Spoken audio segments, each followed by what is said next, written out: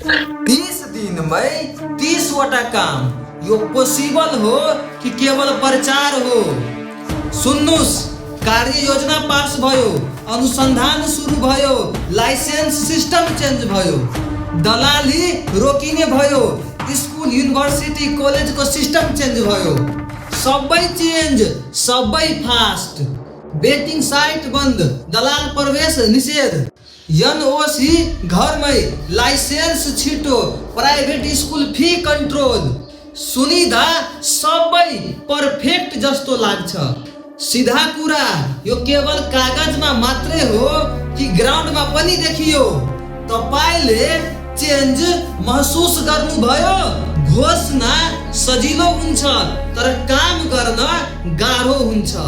System change गर्नु सजिलो छ तर त्यसलाई युजमा ल्याउनु सबैभन्दा कठिनाइ हो। स्पिड भन्दा पनि रिजल्ट इम्पोर्टेन्ट हो। यदि साँचो काम भइरहेको छ त सपोर्ट गर्नुपर्छ, तर यदि केवल प्रचार हो भने प्रश्न गर्नुपर्छ। अब भन्नुस्, यो रियल चेन्ज भएको छ कि प्रचार मात्रै हो? हामी सपोर्ट गर्ने कि प्रश्न गर्ने?